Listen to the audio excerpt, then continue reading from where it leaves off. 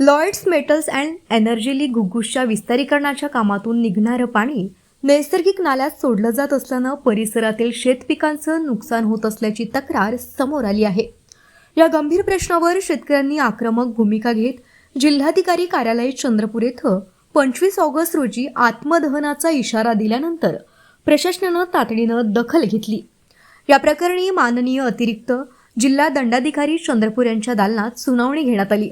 सुनावणी दरम्यान शेतकऱ्यांच्या तक्रारींची गंभीर दखल घेत लॉयड्स मेटलच्या परिसरातून नाल्यात सोडण्यात येणारं पाणी तात्काळ बंद करण्याचे आदेश देण्यात आले।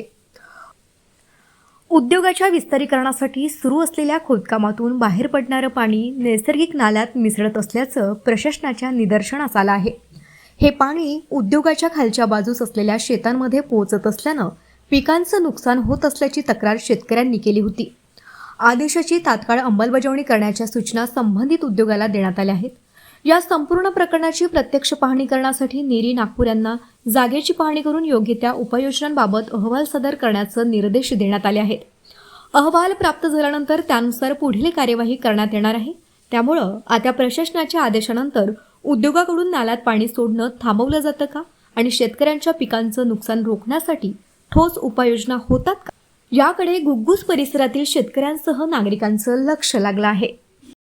लॉयड्स मेटल लोह खनिज प्रकल्प घुग्गुस यांच्या रासायनिक घाण कचरा रासायनिक द्रव्यांमुळे जे जलप्रदूषण झालेलं होतं त्याच्या विरोधात आम्ही आत्मदाह आणि अन्नत्याग आंदोलनाचा इशारा दिलेला होता।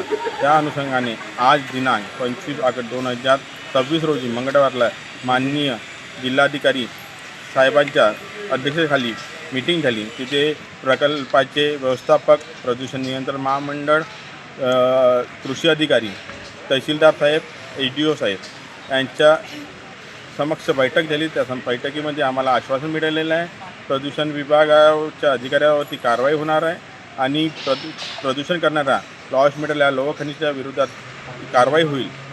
कारवाई न झाल्यास भविष्यात आम्ही याच्यापेक्षा तीव्र आंदोलन करू। संपूर्ण कास्तकाराला न्याय मिळणे आणि मानवी जीवाला धोका निर्माण करणाऱ्या प्रकल्पाच्या विरोधात आम्ही आंदोलन करीत राहू। मी मोहनदास राजूकर, राहणार सुगा। माझी शेती ह्या लाईस मेटल लगेच 12 एकर शेती आहे ती आणि त्याच्यानंतर पुन्हा आजूबाजूचे जो प्रदूषण शेतकरी आहे अशी 100 एकर जमीन आहे। तर या लाईस मेटलच्या दस्ताने या लोहा खनिज पाण्याद्वारे जे सलरी येते त्याच्यामुळे त्या पाण्याचं ओव्हरफ्लो होऊन सध्या माझ्या शेतीमध्ये पाणी नुकसान होते।